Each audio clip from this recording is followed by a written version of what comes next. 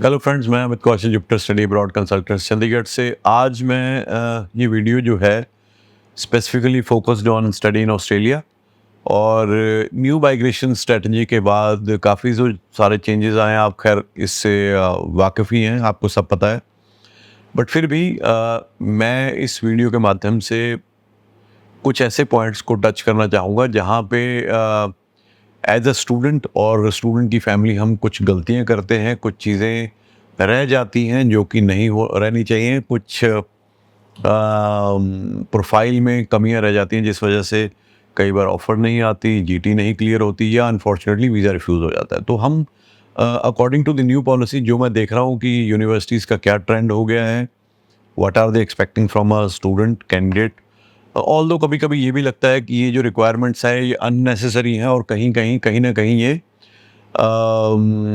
बहुत ज़्यादा स्क्रूटनी या बहुत ज़्यादा अनरीज़नेबल भी लगती हैं, to be very honest with you.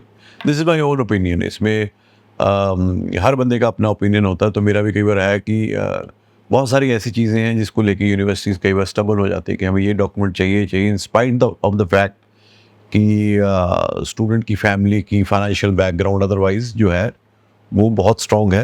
अब इंडिया आप जानते हैं कि यहाँ पे रिपोर्टिंग ऑफ फाइनेंसेस उतना ज़्यादा नहीं है और उतना ज़्यादा ट्रांसपेरेंट नहीं है जितना कि वेस्टर्न कंट्रीज़ में है। But the benchmarks set by the universities now after specially after this policy they expect कि हर एक चीज़ जो है वो डॉक्यूमेंटेड हो, हर एक चीज़ जो है वो जैसे बहुत सारे ऐसे केसेस होते हैं।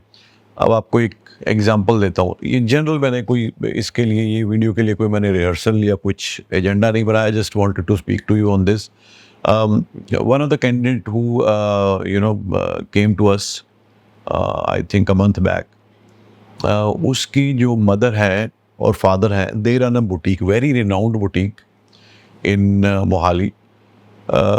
दे मस्ट बी अर्निंग अराउंड, अगर मैं अदर देन दी उनका नाम नहीं लूँगा, अदर देन अगर मैं आईटीआर्स की बात करूँ तो आईटीआर्स के अलावा वो अप्रॉक्सीमेटली नहीं तो कम से कम 70-80 लाख रुपए की उनकी प्रॉफिट होगा एक साल का।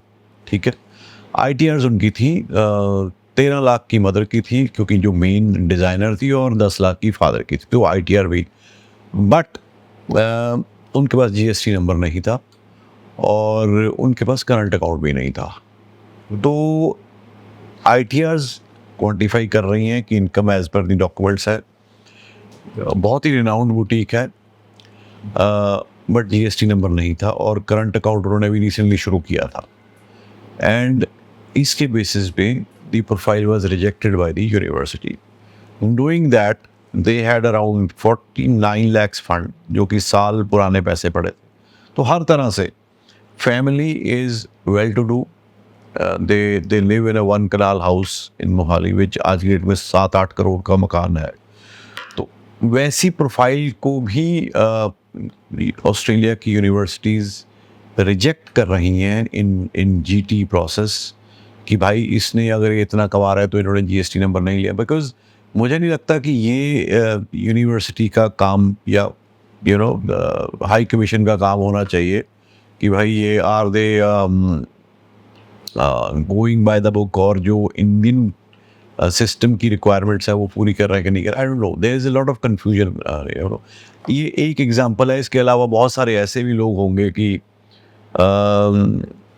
जो और भी बहुत सारे बिजनेसेस हैं जिनको ये बोलते हैं कि हाँ, जैसे प्रॉपर्टी डीलिंग का बिजनेस है। प्रॉपर्टी डीलिंग में until unless you have a very big office और आपका बहुत बड़ा नाम है प्रॉपर्टी डीलिंग में, आमतौर पे लोग जो है उस बिज़नेस को उस पे जीएसटी या नहीं पे करते या उस एम्बिट में नहीं आते। तो ऐसे बहुत सारे बिजनेस हैं जहाँ पे लोगों के पास पैसा है बट फिर भी वो अनफॉर्चुनेटली उनके बच्चे ऑस्ट्रेलिया की करंट रिजीम के हिसाब से जीटी को क्लियर नहीं कर पाते। तो ये एक प्रेमाइस है मेरी इस वीडियो का। तो मैं आपको कुछ चीज़ों के बारे में बताऊंगा कि क्या क्या चीज़ें ज़रूरी हैं और क्या क्या आपको नहीं करना चाहिए अगर आप अपनी प्रोफाइल को ऑस्ट्रेलिया में थ्रू करवाना चाहते हो। सबसे पहली बात, मेरी बात से हो सकता है बहुत सारे लोगों को प्रॉब्लम हो, बहुत सारे लोग इस बात से इत्तेफाक न रखें। इस टाइम पे, in the current times, I would not recommend you to apply for a VET sector. VET sector means vocational education training. VET sector के वो programs जहाँ पे आप सिर्फ, अभी इसमें आप फ़र्क करिए, डिप्लोमा लीडिंग टू डिग्री भी मैं बात नहीं कर रहा हूँ क्योंकि वो हायर एजुकेशन में आता है। वेट सेक्टर में प्रोग्राम आते हैं सिर्फ diploma, diploma, advance diploma, diploma and graduate certificate. अगर इनमें से कोई प्रोग्राम आपको दे रहा है या आप लेना चाहते हैं तो chances of visa are less than 5% as per the current scenario. That means अगर इन प्रोग्राम्स में कोई भी कॉलेज हो, कोई फ़र्क नहीं, अगर इन प्रोग्राम्स में आप अप्लाई कर रहे हो और स्पेशली आप नॉर्दर्न पार्ट ऑफ इंडिया से हो, जिसमें हरियाणा, पंजाब, J&K, ये मेजर्स जो स्टेट्स हैं वो आती हैं, तो chances of getting visa are almost nil. पहली चीज़। अब होता क्या है, स्टूडेंट्स और फैमिलीज़ को इन चीज़ों का नहीं पता। मेजॉरिटी एजेंट क्या करते हैं, उनको ये पता है कि यूनिवर्सिटी में हम उस प्रोफाइल को, क्योंकि एड्स भी उस तरह से आती हैं, 5.5 में ऑस्ट्रेलिया का वीज़ा, ऑस्ट्रेलिया में पढ़ाई की सिर्फ 4.5 लाख रुपये फ़ीस या 5 लाख रुपये फ़ीस, तो उस तरह की जो टैगलाइंस हैं, इनसे लोग अट्रैक्ट होके वहाँ जाते हैं। और the poor student and the family, जिनको नहीं पता, प्रोफाइल अच्छी होने के बावजूद भी वो एजेंट उनको इन कॉलेजेस में एडमिशन दिलवा देता है, जो कि प्राइवेट वेट सेक्टर के कॉलेजेस हैं ऑस्ट्रेलिया में। ऑफ़र आ जाएगी, जीटी वो करते नहीं हैं, आपकी सीओई आ जाएगी, कईयों में फीस आफ्टर वीज़ा है, कईयों में फीस पहले जाती भी है, that does not matter. But the important, I am not against those colleges. अब उन कॉलेजेस का भी कसूर नहीं है, क्योंकि एम्बेसी ही वेट सेक्टर को वीज़ा नहीं दे रही है। So I am not blaming the institutions. जो एम्बेसी का ट्रेंड है या हाई कमीशन का ट्रेंड है, द वीज़ा ग्रांट ट्रेंड, एक तो वैसे ही इस टाइम डाउन है, दूसरा इन वेट सेक्टर में तो chances are very very low. तो वहाँ पे क्या होता है, बच्चे की ईगो सेटिस्फाई इससे हो जाती है, बच्चे की और बच्चे की फैमिली की, कि हमारी तो जी ऑस्ट्रेलिया में फलानी, जहाँ हम जाना चाहते थे उसी सिटी में फ़ाइल लग गई है, फ़ीस भी बहुत कम है, साल की फ़ीस 5-6 लाख रुपए है, तो हमारा तो सारा कुछ ठीक है। बट अनफॉर्चुनेटली ऐसे केसेस में आपने देखा होगा 6-6 महीने तो डिसीजंस ही नहीं आते। और एक और चीज़ बता दूँ, अगर वेट सेक्टर का कोई कॉलेज है, कॉलेज ही होगा, यूनिवर्सिटी तो वेट सेक्टर में नहीं आती वो, चाहे वो लेवल 1 भी हैं, उनकी भी प्रोसेसिंग जो है वो उस हिसाब से नहीं है जैसे कि यूनिवर्सिटीज़ की होती है। तो पहली बात, I would not recommend you to apply in VET sector in current scenario in Australia, पहली बात। दूसरी चीज़, work on your family's annual income. Annual income according to आज की जो सिचुएशन है, कम से कम 14 लाख की एनुअल इनकम मांगते हैं आपके स्पॉन्सर्स की। कोशिश करिए ये 14 लाख इनकम है, ये आपके पेरेंट्स, यानी कि जो बच्चे के पेरेंट्स हैं, या उसके सिबलिंग्स, या फिर पेरेंट्स, सिबलिंग या ग्रैंड पेरेंट्स, इन तीनों में ही हो। चाचा चाची को अगर आप ऐड करोगे तो वो अपार्ट फ्रॉम 14 लाख होना चाहिए, या मामा को। तो कोशिश ये करो कि अभी से प्लान करो, क्योंकि ऑस्ट्रेलिया में ये चीज़ें बहुत इंपॉर्टेंट है। आपने देखा होगा, अच्छा इस केस में एक और चीज़ है, एक पीछे मैंने वीडियो डाली थी, एक व्यूअर थे जिन्होंने लिखा था कि प्लीज़ एक्सप्लेन जे फॉर्म क्या होते हैं। तो जे फॉर्म, अच्छा अब मैं आता हूँ एग्रीकल्चर इनकम के ऊपर। एग्रीकल्चर इनकम में क्या पहले क्या होता रहा है कि आप अपने सीए को बोल दिए जी मैं इतनी मेरी अपनी इनकम है, इतनी मैं लीज पे लेके करता हूँ, तो इतने की ITR भर दो, चल जाता था। अब वो नहीं, universities are asking for 2 years G form. अगर आपके पेरेंट्स या आप एग्रीकल्चरिस्ट हो और आप अपनी इनकम को जस्टिफाई कराना चाहते हो, क्योंकि अभी क्या आपने मान लो जी फॉर्म कटवा लिए या 6 महीने के साल के दिखा दिया कि मेरी 10-12 लाख की इनकम है, सो दे वांट टू सी कि पिछले 2 साल से आपकी, कहीं आपने इमीडिएटली इसको स्पाइक तो नहीं दे दी इनकम को अप्लाई करने के लिए ऑस्ट्रेलिया में।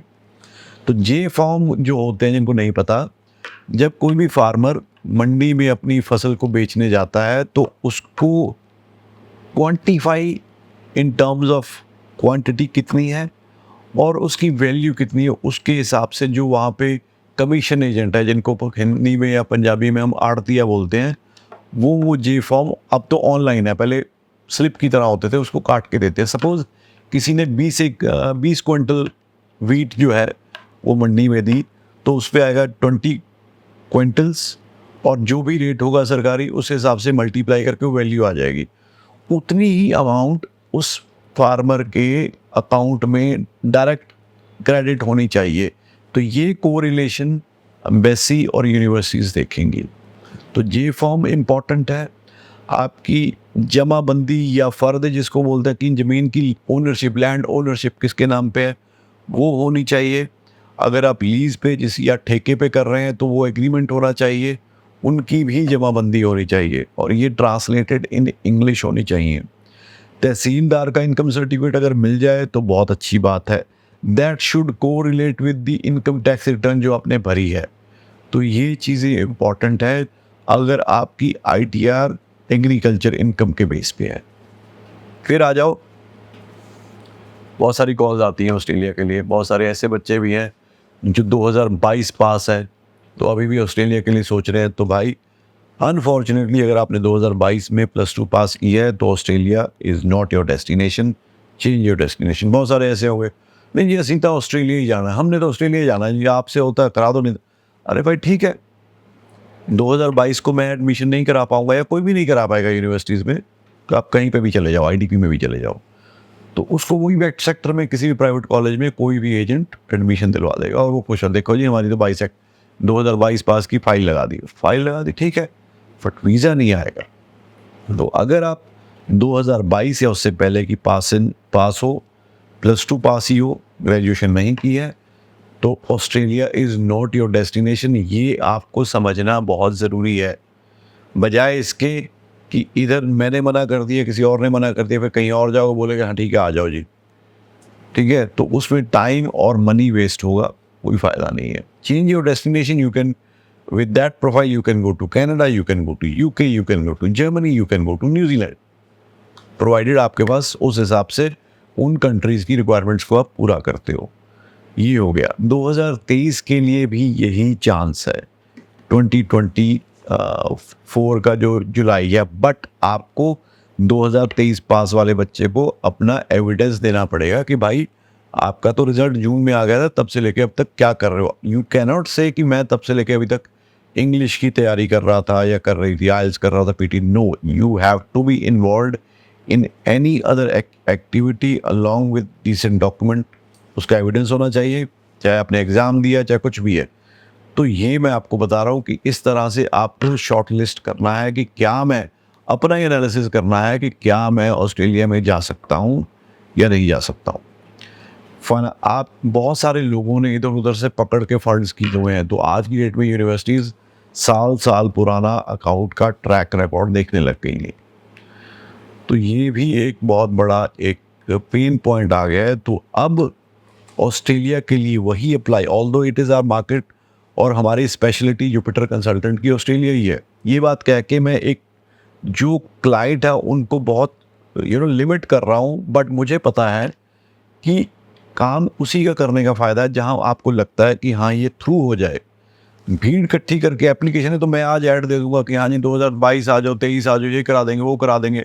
एप्लीकेशंस लेने से कोई फ़ायदा नहीं। The ultimate aim of an agency कोई भी हो यही होता है और यही होना चाहिए कि आपकी प्रोफाइल थ्रू हो, एटलीस्ट वीज़ा तक जाए इन अ गुड इंस्टीट्यूशन।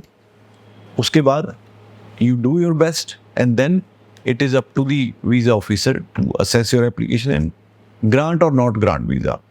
तो ये इम्पॉर्टेंट है। और एक और चीज़ मैंने आपको बतानी है, 1 जुलाई 2024 से जो माइग्रेशन पॉलिसी के हिसाब से पोस्ट स्टडी वर्क राइट्स के जो रूल आए थे वो इम्प्लीमेंट हो जाएंगे।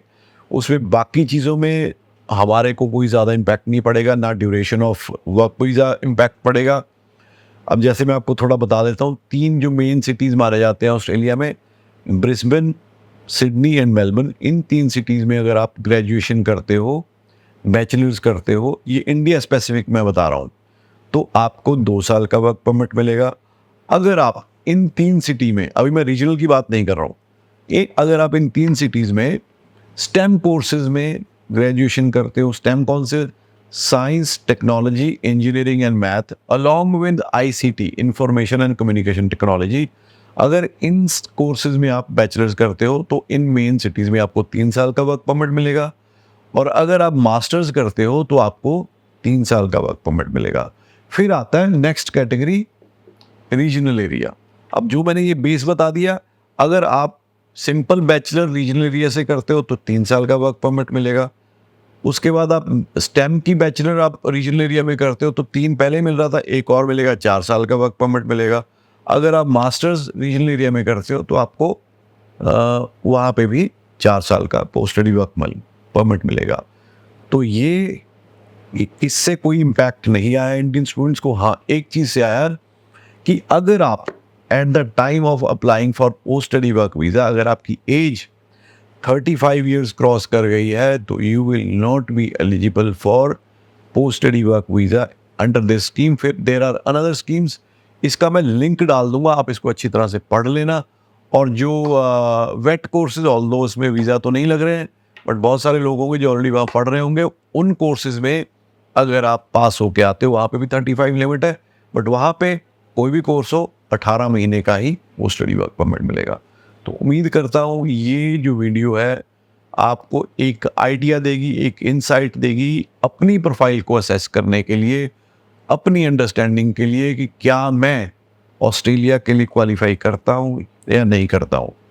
तो आप उस हिसाब से अपनी एप्लीकेशन को प्रोसेस करिए, किसी से भी करिए, दैट इज़ इमैटेरियल। पर आपको पता होना चाहिए कि आप इसके अलावा आपके कोई, आप 1-to-1 काउंसलिंग चाहते हो, आप पर्सनल काउंसलिंग चाहते हो, ऑनलाइन चाहते हो, तो ये गूगल फॉर्म मैंने इस वीडियो के नीचे लगाया हुआ है, आप उसको भर दीजिए। We will be in touch with you, और आपकी क्वेरी जो हैं 1-to-1 क्वेरीज हैं उनको हम एड्रेस करेंगे। तो तब तक के लिए और भी बहुत सारी अपडेट्स आपसे शेयर करनी है, तो आने वाली वीडियोज़ में हम शेयर करेंगे। तो इस वीडियो के माध्यम से जो आज का सिनेरियो वो तो यही है कि सारा हिसाब, है ना डायलॉग की, आई डोंट नो, चलो मेरे को ये लग रहा है कि सारा हिसाब किताब वो जानना चाहते हैं आपकी प्रोफाइल का before clearing your application for study in Australia. Thank you so much.